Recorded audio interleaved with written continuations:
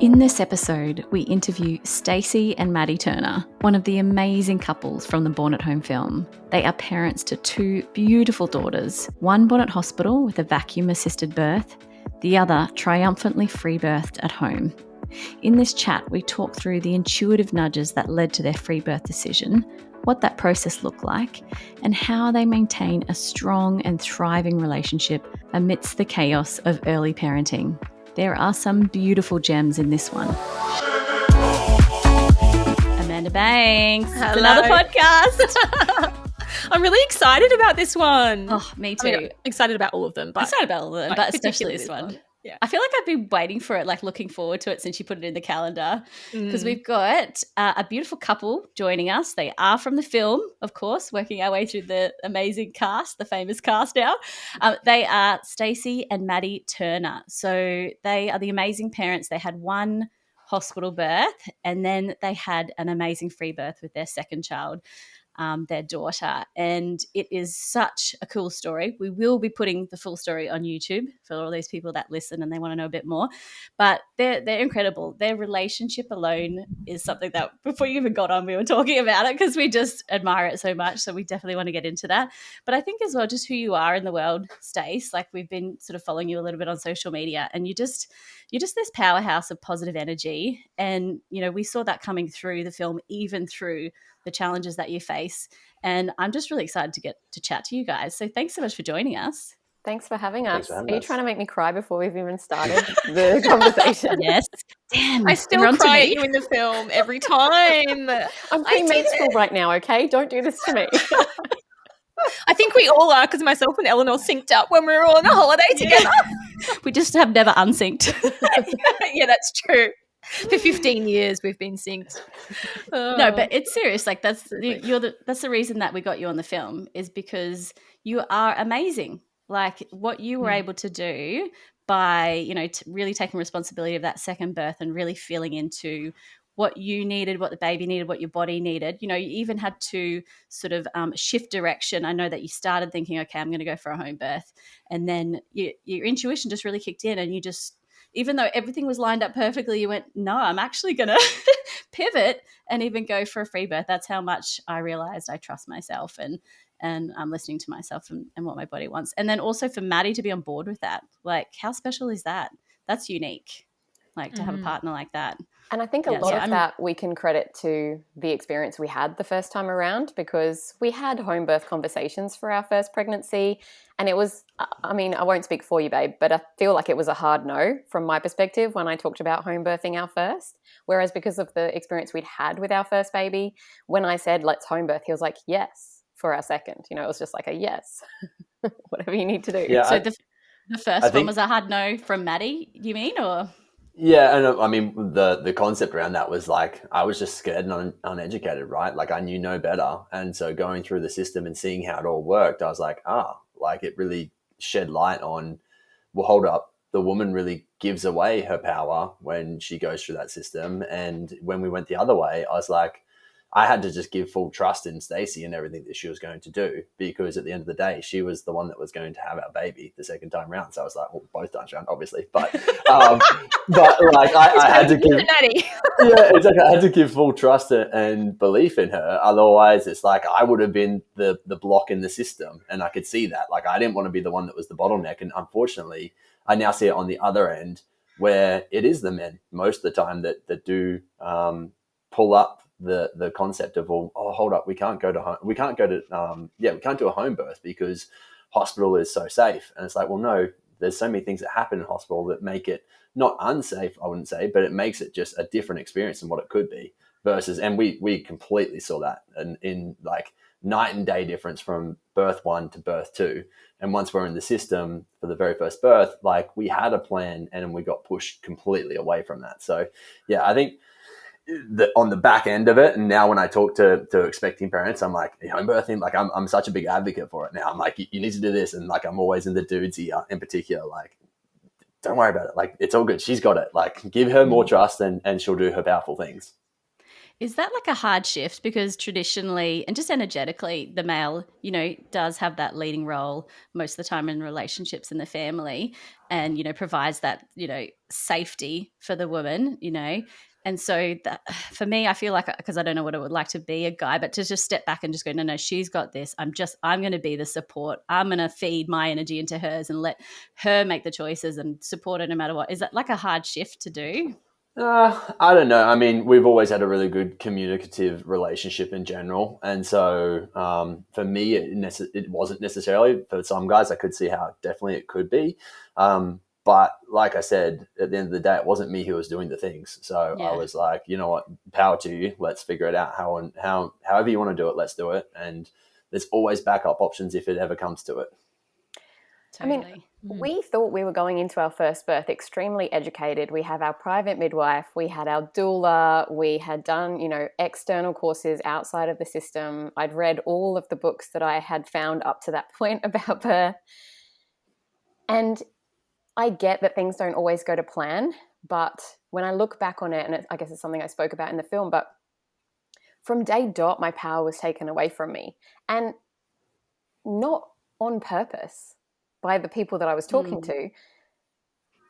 Just the way that I was spoken to in any situation around pregnancy, around labor, around birthing your baby, even parenting, right? All those decisions are guided by external bodies away from the birthing person, away from the mother. And that's why, even I was going to kind of butt in, but I wanted to let Matty finish what he was saying. When you misspoke, babe, and you said, the second time around, she was the one birthing the baby. But then we laughed and said, well, of course she was birthing the baby the first time. But even I didn't feel like I was in power when I was in my first pregnancy, even with all the education that I had, that we had. And so, when Matty said, oh, look, I don't feel safe going to the hospital. Sorry, I don't feel safe with you home birthing. Can we go to the hospital? My body was like, no, but my mouth and my brain was saying, yes, of course. I don't want you to feel unsafe. And I like, without meaning to, because that was how we were guided through the system, I was giving my power away, not to Matty, but to everyone else except me, even though when we went into the hospital tour, my whole body was screaming, I don't want to be here. This does not feel safe. I didn't listen to any of that. Yeah.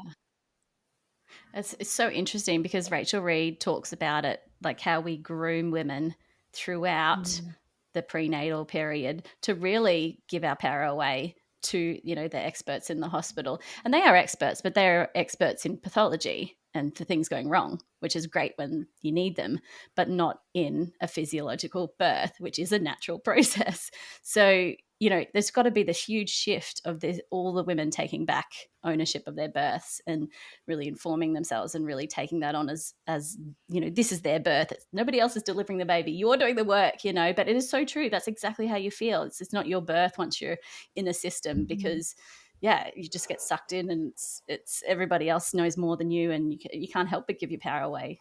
That's the way we've set it up. It's crazy. It's so difficult to fight that tide. Like you can go in there as armed as possible, but it's a tsunami that comes at you the moment you step foot, actually trying to find a car park. The moment you're in that situation, it's just so, I'm just so impressed by people that can go through a hospital birth and come out unscathed. Like, I cannot believe what miracle has happened for women to come out of that place feeling undamaged. And we often talk about in our relationship that we don't believe in luck because you create your own luck. It's based on your belief system. It's based on, the choices that you make.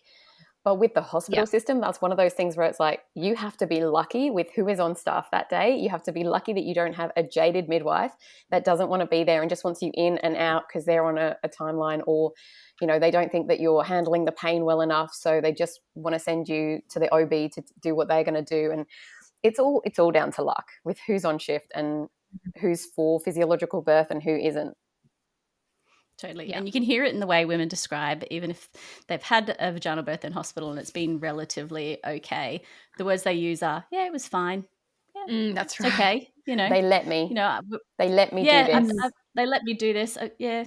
We've done with that now. I kind of just, I'm just concentrating on the baby now. Like all of those kind of words when you ask them how everything was. Whereas at home birth, if they've had a powerful sort of home birth, you can't wait to, it was magical, it was transformative, I'm a different person. It's just like such a different, it's night and day, like Matty said.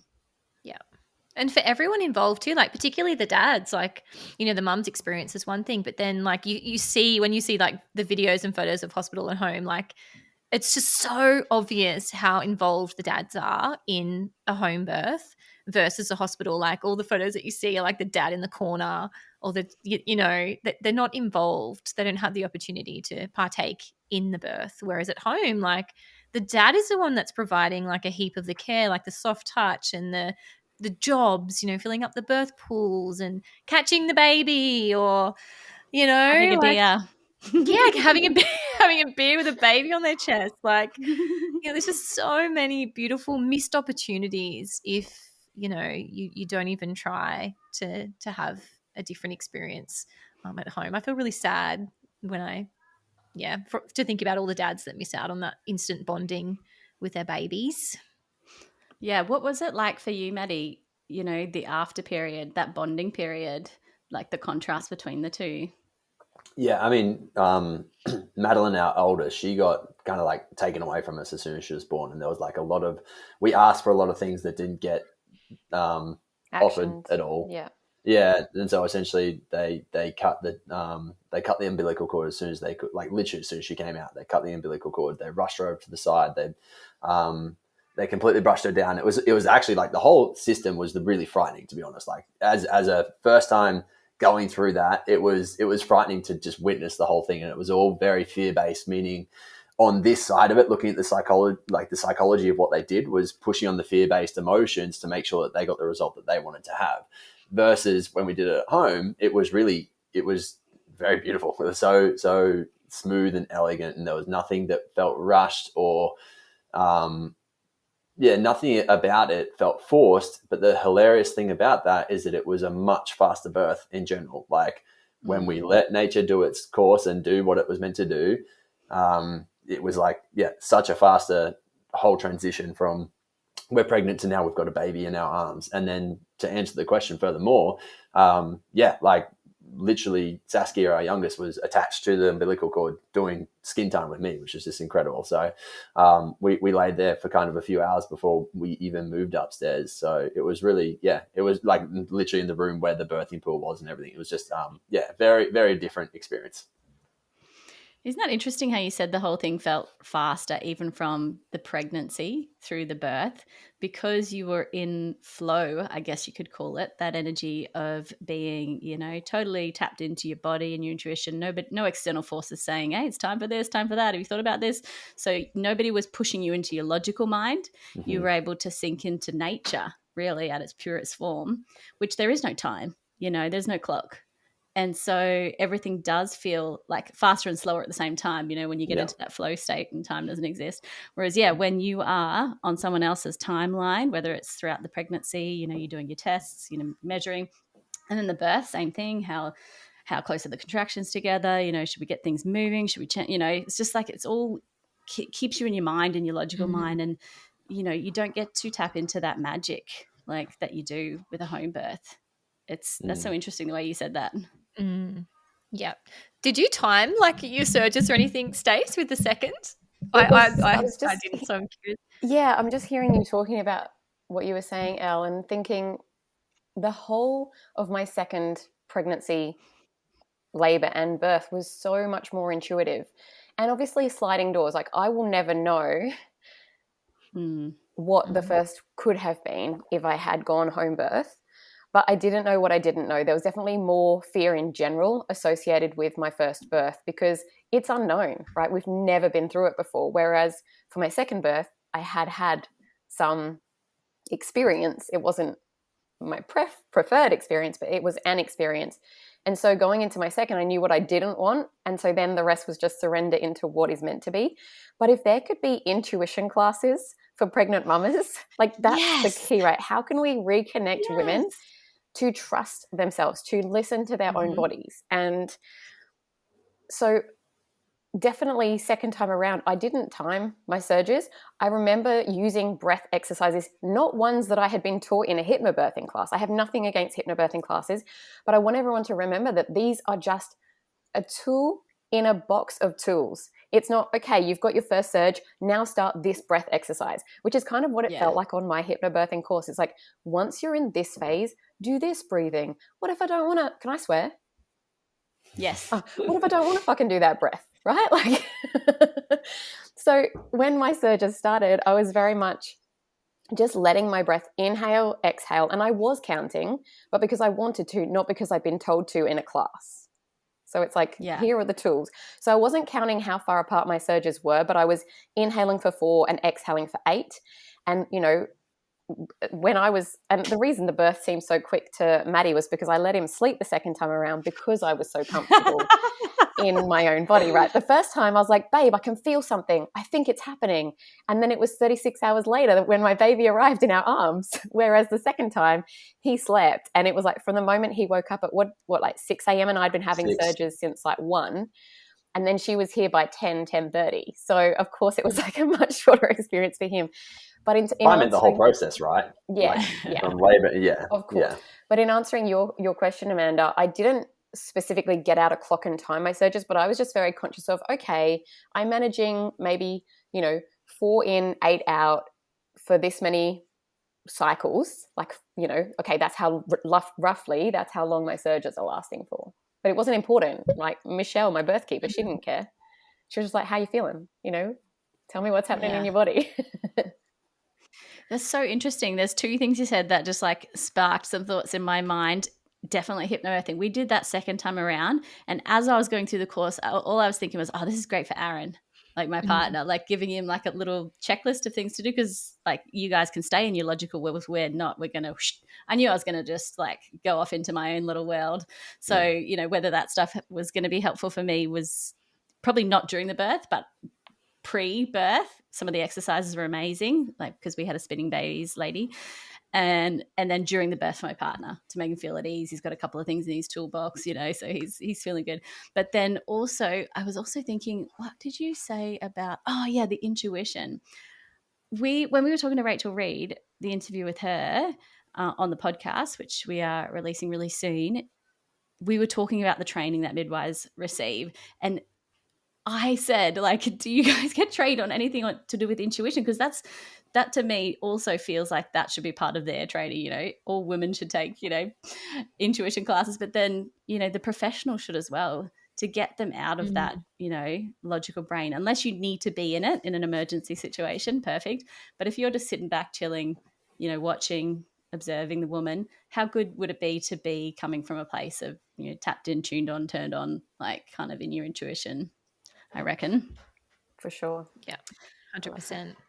The other course that we did that was actually very empowering for me as a man was Suzanne Swan's yoga baby stuff. We had her come out to us and do a one-on-one. And that was like, we had already done hypnobirthing the first time around, but she gave me so many more tools and things that I could utilize. It was definitely so much more powerful the second time around, and made me more involved. And obviously that's maybe partially because we were doing the home birth, so it meant I was always going to be anyway, but it at least made me feel more confident about my support role, essentially, going into that home birth. Yeah. It's a very practical course, that one, isn't it? Suzanne's fantastic. Yeah, and even doing it in such a personalized way, having her come to the house, and she, she did a pelvic mapping, and some people would go, oh, isn't that taking your power away? But I consider it, she was giving me information on the roadmap of my body, and so we knew that, I may have figured it out, but I completely ignored it the first time around, in that my pelvis out, or I know that a lot more people talk about this now, but my pelvic outlet definitely shuts when I open my knees. That's just when we did the pelvic mapping, that's what we ascertained. Versus if I go knees in, ankles out, that definitely opens my pelvic outlet. And, there's only 1/3 of women that have that specific issue. Some women can go knees wide and everything opens and everything flows and it's all fine. So to have that, be armed with that knowledge and to be able to share that with other people, to tune in, like feel your body, tap into your own intuition, your own physical makeup, where does your body need to be to allow your pelvic outlet to open to let your baby out, rather than I was like knees wide and my poor first baby was like stuck up on the pelvic rim because I wasn't listening to my own body. Interesting. Yeah, and I think it's really important to note as well, like getting help is not a failure of your intuition as well. Like we're not designed to live in solitude where we know everything about ourselves. Do you know what I mean? Like I think sometimes that can be pushed on the home birth community a bit as well. Like just follow your intuition, which is like, yes, I completely agree with that. But in turn, that also means, you know, seeking assistance by some people who are, you know, really experienced and things like that to help you tap into certain parts of yourself that, you know, we need. Yeah, it's helpful to talk to other women about their experience and their advice. Like, yeah, what a cool experience. I was going to ask Stace what your intuitive journey looked like from, you know, obviously getting pregnant with your second, or maybe even before that when you started thinking about getting pregnant again, right through to the birth, like all the decisions that you made. And was there anything that you used or did that increased your intuition? Like, can you take us through that sort of journey that you went through? Yeah, definitely. I'm getting goosebumps thinking about it because when we originally talked about kids, we were planning on having them closer together. And I was thinking, you know, after about a year, maybe then we would start trying for the second. And once our first turned 1, we had a chat and we were like, no, we're not ready yet. Like we were both on the same page. We just want to enjoy our first baby. And I think we were probably both still kind of recovering from the trauma of the hospital birth and kind of moving through that. And then my body decided, because I still didn't have my period back anyway. So at 19 months postpartum, I got my first bleed. And at that point, we had already been kind of talking about, okay, maybe now's the time. You know, that the firstborn usually by then is super cute and a bit more self-sustainable. And you're like, oh, I think we could go again. And I'd definitely been getting kind of, this might not make sense to some people, but for me, it was like a spiritual knock at the door. Like my second baby was saying, I'm ready to come through, Mum. Have a word with Dad. Get him on the same page. And it was literally the conversation that I was having with Maddie. And he was like, no, you know, I'm not sure I'm ready yet. Maybe I should let you interject here because I've forgotten where your head was at. But eventually, I think originally we had said like we'd wait. Yeah, we'd wait until Mads, our oldest, was out of nappies. That was kind of like the gauging point. But then we're like, well, she will be by the time we actually have our baby. So yeah. And then, well, I think we got to the point where you said, fine, we'll let the universe decide. And we fell pregnant straight away that next cycle. And he's like, gosh, darn it. That was my practice time. So my intuition was strong. We were obviously very fertile. My second baby, she's got like go-getter energy. She was ready to come in. She let me know. And so then as the pregnancy unfolded, I'm a sack of potatoes in the first trimester. My husband definitely does not love me pregnant. She's a zombie. What did you say, Maddie? She's a zombie. Yeah, there's still love, but she literally becomes a zombie. It's hard work growing a human. Yes. Such cute ones too. Yes. And also in hindsight, I didn't go wild pregnancy. I like to have kind of some numbers because I have been low in some nutrients in the past. And so from we've got this beautiful Western medicine, I'm going to utilize the resources that we have. My zinc was low in both pregnancies. And now in hindsight, we can see that definitely impacted my energy. That definitely meant that, you know, I would just shut down so that I could focus on growing baby because that was the most important thing. But in hindsight, probably could have boosted my zinc a little bit more prior to falling pregnant. So a good thing to know for those that are, you know, doing those blood tests before they go into it. Probably something we should have shared. I am a dietitian. This isn't just random nutrition advice from someone who's just freebirthed their baby. So if anyone is curious about my qualifications. But as I moved through that pregnancy, beyond the first trimester, when I could function better and I was able to kind of listen more to what my body was needing, from the moment I peed on that stick, actually, I was like, okay, these are the people that I want in my birth space. And I guess because I'd done some research prior to even falling pregnant, so I was like, yep, Mayette, Meg. I've heard great things about them from It Takes a Village, and then Michelle. And then it was this kind of running joke, unless your name begins with M, you can't be in my birth space. Maddie. Madeline. And exactly, like everyone, the M crew was going to be there. And so I could visualize that, I could see that, and it felt really good. But then I think, was I around maybe just before Christmas? So I was around 6 months pregnant, and, you know, I'd been going to my cat talks with Mayette and loving it and chatting, and everything was feeling good. Everything was feeling exciting. And then I saw my birth keeper sharing more about free birth. Now, up until this point, I didn't even know what it was. So this was like an education thing for me to see that she was talking about this other version of home birth that I'd never even heard of before. I didn't even realize it was an option. I thought that you had to birth in the presence of a medical professional. And I guess the thought to not had never crossed my mind, because, yeah, all those thoughts go through your head. What if something goes wrong? You know, we're not the experts. My birth keeper's not designed to make medical decisions, or isn't allowed to make medical decisions, all those kinds of things. But something really strong in me, and to this day I believe it was my baby, guided me to explore it more deeply. I could not ignore that feeling, that pull to go, what is this? Why do I want to know more about this? Shouldn't I just be happy that I've, you know, saved up the money to pay for this incredible home birth? I'm going to get the support team of my dreams, right? Like, to be able to even get Mayette and Meg, because they are so popular. And I sat in ceremony with myself. Maddie took Mads out for an afternoon, and I did a cacao ceremony, and I listened to Jane Hardwick Collins' drumming's tracks, and I journaled, and I asked, like, am I meant to do this? And I just listened to what my body said, and there was actually no fear in my body. The fear that logically came up was my husband's, that I needed to have a conversation with him about. The overarching feeling was, sounds crazy that my baby was saying this, but fuck yes, mum, we need to do this. It was essentially like, you need this, I need this. It's the growth that we need in this soul contract, in this life. This is what we're doing. And so he came home and he's like, what did you decide? And I don't know what was going through his head, because he was the most like poker face, supportive, you know. And I just said, I've got to do this. And whatever fears you've got coming up, we need to talk through them, because you're not birthing this baby, I'm birthing this baby. And at this point, I'm being like, quite like, I'm doing this, even though I needed his support. He wasn't saying no, but I was just like bracing myself for the, you know, you can't do this, which he never did, and he never said. So then I had to go break up with my midwife, which was very, very emotional for me. I don't know how she felt, but I was like, I don't want to break up with you, but this is what I'm doing. And there were definitely moments of fear in the lead up where, you know, you get those little pangs of, what am I doing? Like, are we really doing this?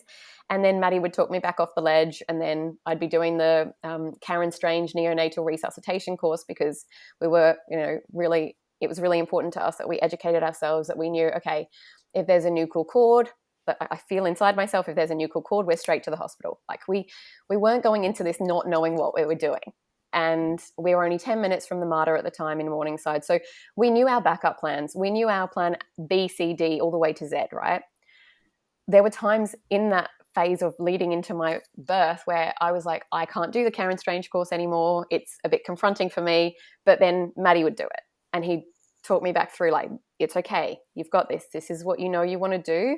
Your humanness is getting in the way. Come back to what you know. And he would just be there as my support person, just bringing me back. And Michelle was amazing as well, obviously, in reminding me of my power. And she would always hand that back to me, you know, even in the space during the labor.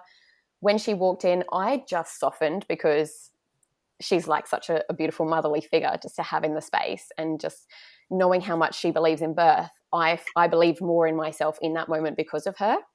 And I remember going through transition and looking across at her, and she's sitting there with Madeline, you know, they're watching me. Maddie's right there with me humming. I asked him to hum because I read Sonny Carl's Sacred Birthing book, and he was like toning, keeping that rhythm going for me. And I looked over at her and I said to Michelle, I can't do this. And she just looked back at me with this beautiful smile. She's like, you already are. You already are. Like, she knew So I was in good. transition. I didn't.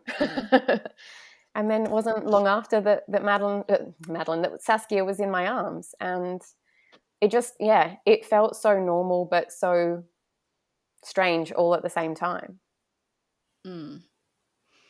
Wow. Such a beautiful story. I'm over here with like tears in there because it's just like, it's just so beautiful. It's so inspiring. And then I love that it wasn't that you didn't have any challenges or any fears come up. Of course they came up, but you worked through them just one by one by one, just let them come up, work through it, clear the way again. Okay, we're all good. Oh, there's the next one.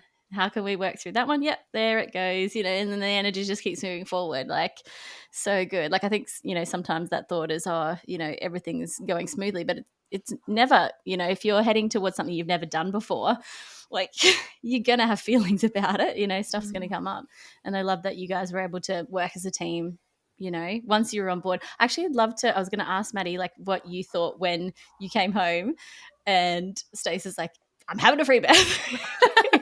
We're just doing it. Yeah, I think we'd already talked about it a fair bit, and there was definitely like an oh fuck moment. But at the same time, I knew that I couldn't once again be the block. Like we'd already talked about, we'd already seen so many circumstances where the husbands had been the bottleneck to the situation, and then it didn't go to plan. And so I was like, you know what, but we just have to trust in it. And I think we'd already talked with Michelle maybe about the concepts of like, well, what happens if, for instance, it doesn't go right? Like, what is the backup plan? And so I already knew that side of it as well, which filled me with a lot of confidence. And it was no different to essentially if we had Mayette there and it went wrong anyway, in the concept of if this or this happens, they're our major signs that we now need to go to the hospital. And that's what we do. We go to the hospital. And so I think within that, it was just kind of okay, well, if it doesn't go to plan, we've got a backup, and it's no different to if we were in the hospital and we were trying to do it as a water birth anyway, right? Like, which we'd already witnessed. We'd already seen how that side of it all looked. So let's try it out at home and see what the other option is like instead. Yeah, cool. As you guys were talking, and you bring up communication a lot, I talked to Matty about this, I talked to Matty about that. Like, having young kids and maintaining a really good relationship, especially around communication, is hard. But it's just because you don't have the time. Like when you were singles, you just, something comes up, you just talk about it. But you think things come up and you might not be able to talk about it for 5 hours, 3 days, who knows, like with what's happening in life. Like, do you guys have, a routine where you talk every night, or do you just kind of grab the moments that you can? What's the key to having a good communication in relationship? I think we did have great foundations at one point where we did have that stuff, and then we had kids, and it's like, okay, well, you'd already built a great foundation, and the kids obviously put spanners in the works, but it was good because we had that foundation, right? Where essentially we're like, okay, well, we know we need to communicate now. But yeah, Stacey, you can continue. Well, I was going to say, having an amazing husband. I'm like, just honestly, seriously, this man, like, he is beyond my wildest dreams. I don't know why you're hiding, babe. I had a quick drink. Got my Monster bottle with the straw. I literally feel so blessed that this man is my husband and the father of my children. It definitely helped that we ran a business together because we learned how to work together. And I think a lot of people don't really spend much time together prior to having children. They go and they have their separate jobs, and they may see each other for the fun stuff, the evenings, the weekends, and socializing when they're, under the influence. We spent pretty much every waking hour together. And so if we didn't get on, we probably wouldn't still be together. So we actually enjoy each other's company. We enjoy spending time together. We enjoy seeing each other win. I think that's one of the biggest things is, even though we're not running a business together now, and I know I definitely miss it because we bounce off each other and support each other so well, is, he'll ask, what's this week looking like for you? Before he tells me about his week, he's like, how can I support you better this week? And then it reminds me to ask because I forget. And we haven't, we've got to this stage, it's not like we did it. We found our way after we don't fight, but we had our big discussions about things where we were like, okay, that's not working. Or, I would have a meltdown every Friday because I wanted to wash my hair without a baby crying on the outside of the shower door. So we got to the stage where it's like, babe, on Friday mornings, can you please be with Madeline so I can go wash my hair? Right. And just working through these things, or how can we avoid this from happening in the future? And we started to read, because he's very stable, right, guys? They're 24 hours. It's just like, yep, this is how things are going. Whereas we're on a monthly cycle. And so paying attention to my warning signs and then supporting each other through that, like that's just been sensational. Maddie's got his hobbies that he absolutely loves, and so we make sure he gets to go do those things that keep him sane. Like he goes spearfishing, he goes hunting, he goes like all the things that help him to then come back and be present and be with the family. He's topped up his cup. And then I've got my things, and we make sure that we fit that all in and then come back together as the family unit and have that quality time together with our kids. But in terms of daily chats, we do kind of have a morning cuddle in the family bed every day. So there are those little snippets where it's like, you know, the kids are cuddling with us and we're catching up. To be honest, I don't know how you feel about me sharing this publicly, babe. Actually, it's fine because we always talk about it. We still sleep in separate beds. We divide and conquer. So I'm with one child in one room. He's in the other. We're both in king size bed now. We upgraded his bed. I feel you. That's how we operate. Same. Yeah, so good. Yeah, and it's for a season. We will get back in the same bed eventually. And we just make sure that we have our adult time scheduled in at other times in the week when, you know, we can do it without the kids in the house or once they're asleep or whatever it is. But like that has just been a godsend for us. And I vote everybody does it. Yeah, totally. You get so much better sleep, quality sleep, like because I sleep with our youngest who's still co-sleeping, she's 2, and then Aaron sleeps in with they've got bunk beds. Sleeps in with our 6-year-old. It's like, he's like, oh, what do you think? Do you want me to move back in the bed? I'm like, no. Just like that could not have come out of my mouth quick enough.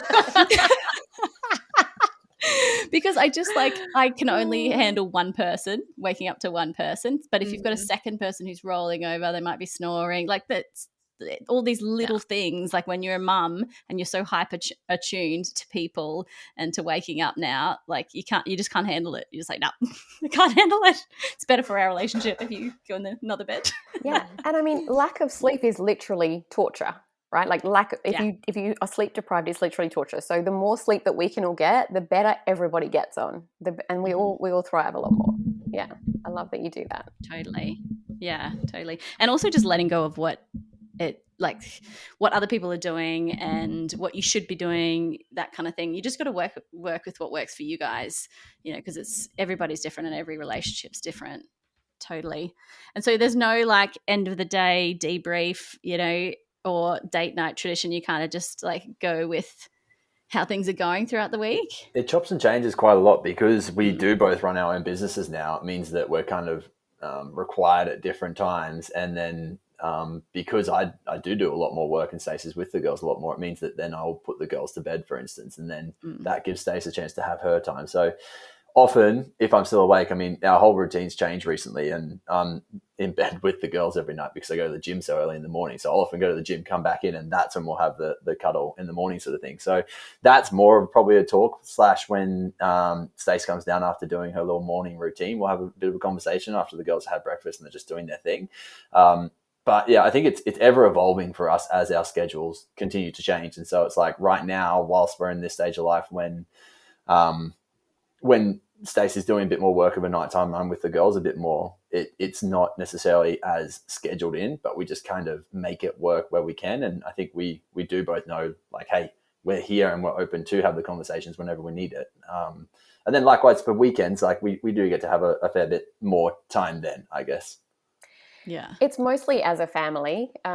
We were scheduling in a date day once a month, but we haven't really got to the date night thing. And I mean, as Matty said, he's up at 4 a.m. every day. So date night, he'd probably be falling asleep if we did something in the evening. Yeah.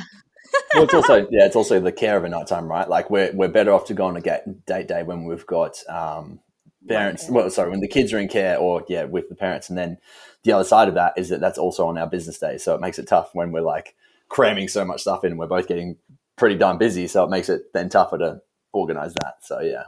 Yeah.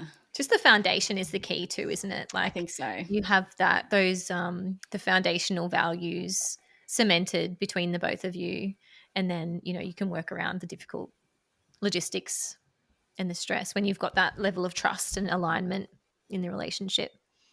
Yeah. I think because we had our business together, we both knew so much about how powerful it was to look after yourself and really make sure that you were like, for you to be your best self and be able to serve other people, you have to have your cup full. You have to work on yourself. You need to overcome whatever things it is that are holding you up. And so essentially we had that as like a background or a foundation already. So it's like, hey, it's not you right now. Something's going on with me. I need some time. Can I go and have that? Like, and I need to work on myself. Can I go and do that? And essentially that as a concept, it works so well for us because we're like, I'm just in a developmental stage right now. I'll get over it, and then we can go to it together, sort of thing. Like, as a concept, I'm not necessarily saying that's what we say, but we both understand that from I think the background that we've had, and we both understand, like, hey, you're pretty depleted right now. Why don't you go and have some time for you? Why don't you go and do something for yourself? Because both of us know how revitalizing that can be and how powerful it is for ourselves. So why would it not be the exact same for the other person? So I think just facilitating that is very important. Something that we're still working on, but I mean, we're doing a much better job of it than we ever were previously. So yeah. Yeah. I think Amazing. taking radical responsibility of ourselves rather than waiting for somebody else to tell us has been life-changing. Yes. Yeah. 100% agree with that. Especially as a woman, I think, because we can become a bit of a martyr in a way, like during those early stages of self-sacrifice. And we're not modeled that either. So it's something that you really have to explore yourself through your own journey. And so it's very easy and very reinforced in our culture to be self-sacrificing to our detriment. Yeah, totally. 100%. Totally. I wanted to shift gears a bit and talk about the film because I haven't even got to ask my favorite question, which is, why on earth did you decide to say yes to being in our film? Because as we know now, your story or parts of your story are out there for most of the world to see at this stage. We're getting around the globe, and it will be when we go online. And especially because, gosh, honestly, when you come on at the end, towards the end, Stace, and you're talking about how you did it and how you were able to do it, and those tears that are running down your face, just every single person gasps. Like, we've attended a lot of screenings, and it's one of those moments where you can guarantee there's going to be a like honestly, yeah, this is like everyone like, yes, like you feel them going, yes, you did it, girl, you did it, you know, like cheering along beside you. And so that was just so special for us to include in the film. So thank you so much for being so raw, you know, in the interview and able to show that to us. But yeah, why did you say yes? So I truly believe, reflecting on that first hospital birth, even immediately after that first birth, I remember saying to Matty, this all happened for a reason. It didn't go the way we wanted, but there is a reason that this happened. Because one day I'm going to be a birth keeper. I'm going to be able to share my story so that other people know that information and don't have to go down that path. And so then 2 years later, to then have my healing home birth, free birth, whatever you want to call it, to me it's just birth.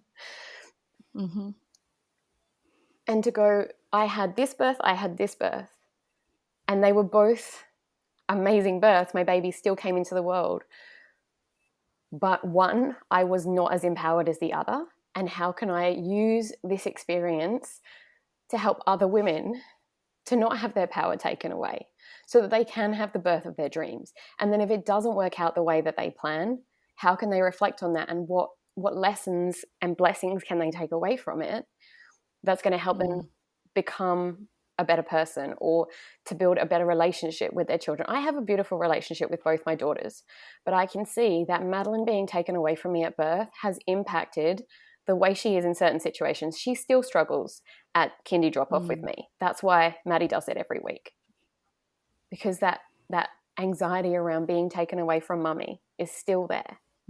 And we've done a lot of work, healing work, to help her overcome that. But that moment of imprinting, you know, okay, the vacuum assist, okay, the episiotomy, like that was done to me.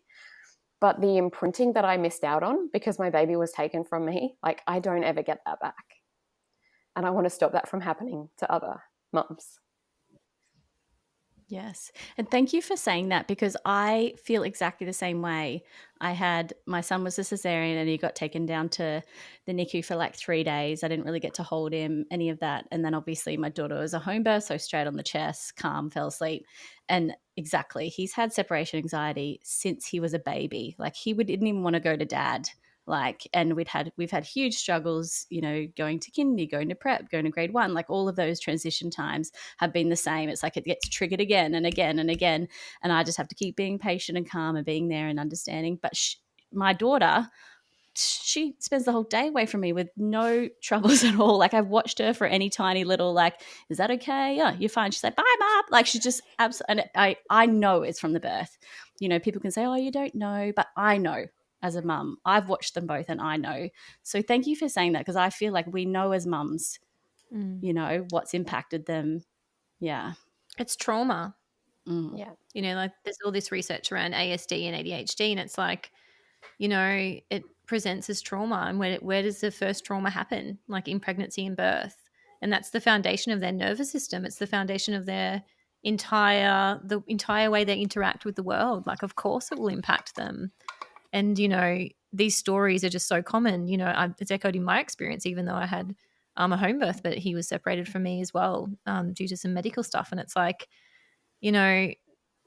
like I would say a majority of people who have had that experience will say that their children are quite sensitive or, more prone to separation anxiety and those kind of things. And yeah, I really think it is the trauma that's imprinted in them that, you can support over time, but yeah, it's part of their experience. Yeah. One of the mantras that we used for Madeline a lot, and we still do, is you are so safe. You are so safe. If she was crying or needing nurturing, it was just a constant reminder, you're safe, your nervous system is safe, like we've got you, we're here.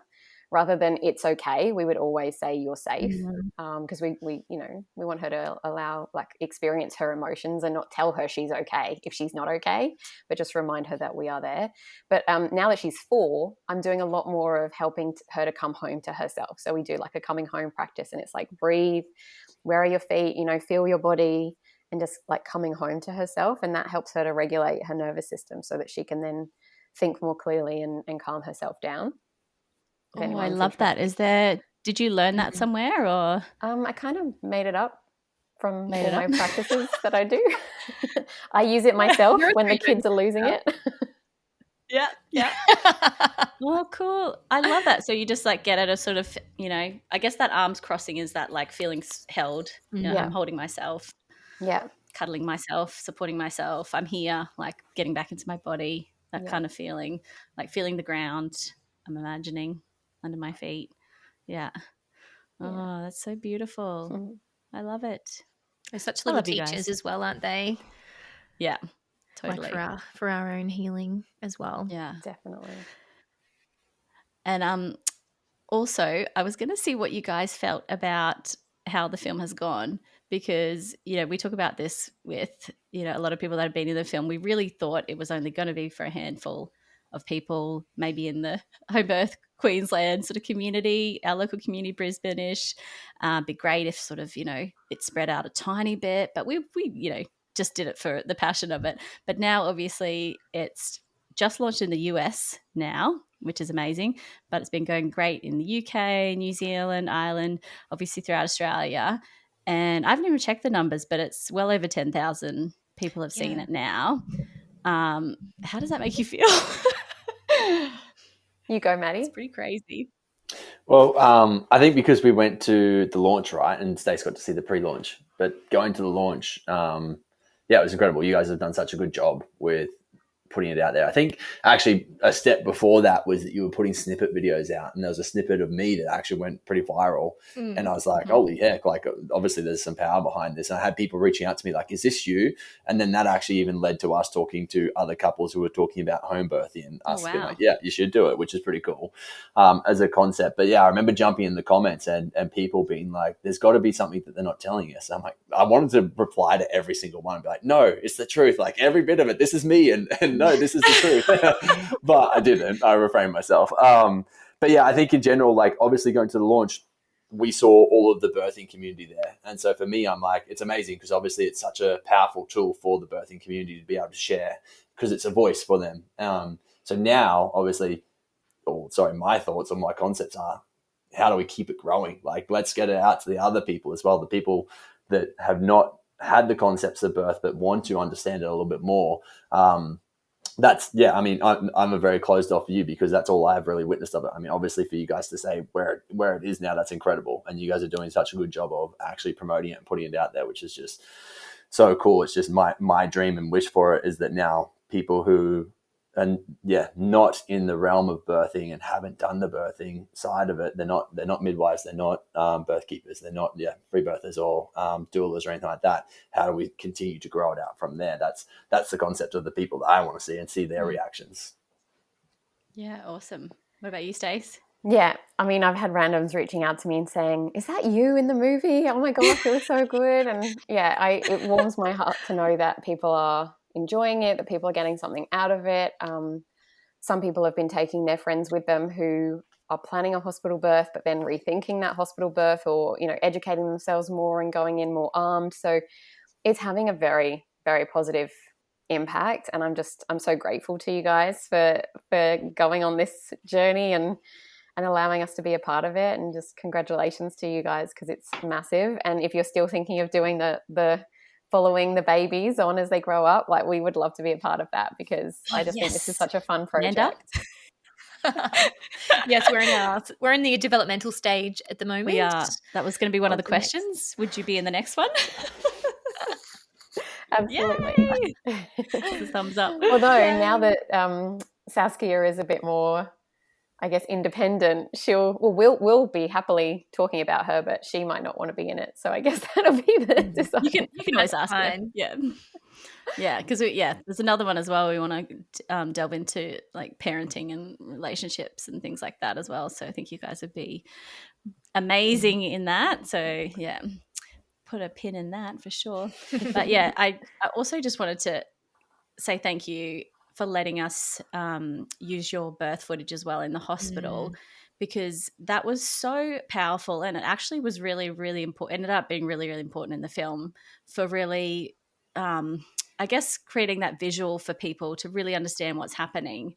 And, it probably wasn't especially bad, like as far as hospital births go, as in what's happening in hospital at the moment. Like, some people might see that and think, oh yeah, that's sort of what happens. But it really contrasted with those home birth stories and images. It just really, it made the film. And I kept checking with Amanda. I was like, is Stace okay for us to use? Did she say we can use any bits? Or like, I was just really, and then like after it was finished, I was like, can you check again? Like, is she okay with that? And then like we got you guys to the pre thing, and I was like watching going, is it okay? Like I just was like so conscious that would have been triggering. Yeah, triggering also, but it's such a big thing to share, but it was so important for the film and the story of the film. Yeah. Thank you for acknowledging that. And of course, I was more than happy to share it. I mean, we were so blessed to have that footage because, they almost tried to kick Katie out. And I just said, well, she's part of my support team, so I need her here. And they kept trying to get her to turn the camera off. And, it's my birth. So surely I'm allowed to video my birth regardless of how it ends up being. But the thing that I was doing in the lead up to my second birth was watching and rewatching Madeline's birth. And she actually loves watching it. Wow. She's like, Mummy, can we watch me being born again? And that was how we kind of prepared her for the home birth, was letting her watch videos with me of other people being born. Now, obviously that's a very contrasting video to the other ones, but I want her to celebrate the way that she was born and know that all births can be beautiful. And I got to the point where I thought it didn't impact me anymore, and I could watch it without feeling that, trigger or discomfort around it. And before Saskia was born, I did get to that point. But then I think watching the movie more recently and having that gap and just like being in the throes of the trenches of young motherhood and just getting through it, loving it, but you know what it's like. And then seeing the film and witnessing the birth again, it was so jarring still. And I don't know if you remember, I was like, and I just started crying. And I'm so glad it's there, as you say, as a contrast to witness how different it can be. And maybe that's why it's re-triggered me, because that was all I knew in the lead up to Saskia's birth. But then once I had birthed Saskia, and it had been so still intense, but just on my terms and in such a beautiful, environment, without somebody sticking their finger up my bum the second my baby was born. It was just a very different environment, So it's important for it to so hard be there. because you watch that and then you'll feel everything, obviously what's happening in the moment, but then the grief of what could have been and what's happened after. And so that wound, I guess, gets reopened, but then it's also so important to tell because it's a societal wound, that is so prevalent at the moment, and you kind of have to open it up a little bit to get the light in. Yes. And the symptoms are the healing. I mean, we're going down a German new medicine theory now, but the symptoms are the healing, right? So for me to see that and cry is healing. The cortisol that I'm releasing in my tears every time that we cry is so powerful, is so healing. So, I definitely don't want to shy away from that. And I want people to cry when they watch the movie, because that's, as you say, that's generational healing. That's healing the mother wound. It's healing. Yeah, so healing. Well, that definitely happened. People came out just with no makeup on anymore. They told us they started crying from, the first 10 seconds to the end. So, yours was a big part of that. Your story was very huge. special. I was so nervous. I think you two, you particularly, Stacey, I was the most nervous about what you thought at that the pre-screening. I was sitting at the front and I just my eyes were one eye was here looking at you, and the other eye was pretending to look at the screen. How come? Because I'm fuck, I just knew. Just because it's so vulnerable for you. It's so just making big. sure you felt okay. Yeah, I just wanted you to be okay. As in, I knew it would be upsetting, and I hated that we were involved in something that was going to upset you. I don't know. It was just this really weird. I didn't want to upset you, but then it was just such a powerful thing that we talked about, not including it, but then we couldn't not because it was just this really interesting dynamic. But it's just such a powerful part of your whole story. There was just a lot of layers of emotion tied up in that area, and I was like, "Is she okay?" Afterwards. No, I love the movie. I think it's amazing, and I truly believe that needs to be in there. And I was going to say I'm glad it was me, but I don't know if that's the right language. I think it had to be you because you are so powerful, if that makes sense. Somebody needed to hold that, and you were the one that had the capacity for it. Thank you. And I actually believe my free birth gave me that. Yeah. I truly believe that made me the woman that I am today, to then go and start a business that most people would, not really be able to stomach. And we saw that time and time again, people stepping into their power after doing their free birth and doing amazing things. And even, I guess you saw it too, Matty, right? Your second postpartum and the woman that you became was completely different to your first. Yeah, it was incredibly healing. Definitely. The free birth was the birth was the saying you often say, the birth you wanted. Birth you needed, birth you needed or whatever, but essentially it definitely was. It's the birth that you needed to evolve and be this strong woman afterwards as well. So it was incredibly healing watching that process, that's for sure. Yeah, do you want to talk us through in your opinion, what has come from that birth, in relation to, your relationship, your family unit, your business, what are the amazing things that have come from that? Yeah, definitely. I think being freshly postpartum, or actually I was still pregnant when I actually started my new business, but I wasn't looking to start a new business, but I was so connected to my intuition, as you are when you're pregnant, that I was trusting the synchronicities. I was trusting the signs. And so for those that might not know me, I sell shampoo on Instagram. You'd be like, that's so random. You were a dietitian, you were a yoga teacher, you're all of these things. We were running a successful business. That nutrition business was taking me away from being a mother. We were doing corporate meditation. We were doing corporate presentations. Wellness in the workplace. Wellness in the workplace. I had to put my baby in care, and then I had a second on the way. I was like, subconsciously, I'm like, how am I meant to be all of the things to all of the people and be the present mother that I want to be? So without actually planning it, because my hair was an absolute mess after my first baby. You know, some of us go through this intense postpartum hair loss and all of this horrible stuff. And then, so to find something that allowed me to reclaim me even before I'd birthed my baby was like really special to me, and it kind of fitted in with my intuition guiding me to this place. And so then on the flip side, once I'd free birthed my baby and I jumped back online to share my story with the world because I couldn't shut up about it, it just made sense for me to run my business and not give a flying F what anyone thought of me, because I knew in my heart and in my soul that I was doing exactly what I was meant to be, even though it felt weird and uncomfortable and clunky. And, you know, some people have their thing and they're not interested, and some people are so supportive and so excited, and they feel the magnetism that comes from someone in their true essence and in full alignment with what they're meant to be doing. And I'm not meant to be anywhere else, you know, like now that I'm doing this, it makes so much sense for me to be doing this.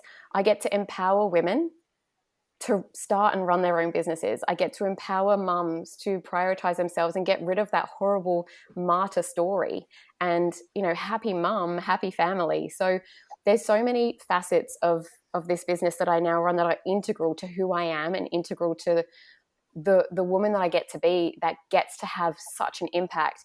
And then this business has also allowed me to raise funds to like donate to the Born at Home movie, and, you know, every like fundraiser that I do, I'm like, here's some more money, because I know how important this work is. How our babies are born dictates their life, right? Like it's going to mold them into the adults that they are, and they're the future, they're the next generation. So I'm so passionate about this work. So I guess to share as like a closing, this journey led me to exactly where I was meant to be the whole time.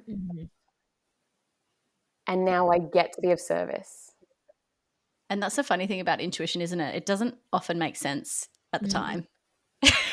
It almost seems crazy. And then later on you're like, that's why. That's why I was meant to go down this path. Yes. Yeah, totally. 100%. Totally feel that. Oh my gosh, this is such a good place to end it on, guys, I think, because we absolutely love you. We thank you for your time, for your generosity, not just of sharing that footage, but what it must have meant, you know, in your heart to be so vulnerable and to share that vulnerability with the world now, which is amazing. And we so look forward to just following your journey and, you know, maybe having you on the next film or two. We'll see. So exciting. But we will put all your details in the show notes, because I think if anyone doesn't know Stacey, she is well worth following on Instagram and Facebook. I know you're pretty active on there, but just like, you're just so positive, just such a positive force of nature. And I just think everybody needs a bit of Stacey in their life, really. Yeah, 100%. You keep me motivated, Stace, on days when I'm like, I'm fucking sick of Instagram. And you just show up all the time and I'm like, oh, I can do it. Yeah. Matty, do you have an Instagram, or you kind of just... No, I've got multiples, yeah. You got multiples? I run a lot of things because of I run a podcast as well, the bow hunting podcast. So What? yeah, so I do. And you can probably find it all through Stacey stuff. But at Matty After is my personal one, and then at Becoming a Bow Hunter is the other one. At Becoming a Bow What's your Hunter podcast called? Becoming a Bow Hunter. It's all about bow hunting and getting into that realm of things. Yeah, so like I got into it 5 years ago and knew nothing about bow hunting. So I was like, well, why not start a podcast and interview people and figure out from the best of the best how to do it? And so that's pretty much what happened. Cool. So cool. Yeah. Well, we'll even be putting that in the show notes. Yeah, there you go. Somebody that will intrigue somebody. Are you doing retreats yet, Maddie? Are you taking people No, out? the hardest thing is getting land access where you can actually do that. Like there's so many boundaries to be able to jump over, right? So until we probably own our own land, or I come across a landowner who has probably the same sort of vision as I do for that, it's going to be tough. But I'd love to do like rites of passages and full retreats and stuff like that. That'd be so incredible, I think. For men, women, men and daughters, men and sons. Like it would be incredible. But Couples. that's a yeah, exactly. Couples. It's a thing down track that we'll get to. Well, let us know. Mm. We'll have a list of people to send your way. Yes. And I'll run some yoga meditation. Yes. Sounds amazing. I love online stuff, but gosh, going to a good retreat is just so good. You need it. Yeah. You need it in your life. Well, Absolutely. thank you so much again, guys. And I feel like we should have you on again. It just feels like there's more to say, but we'll leave it here for now. But thank you so much. Thank you. Thanks for having us.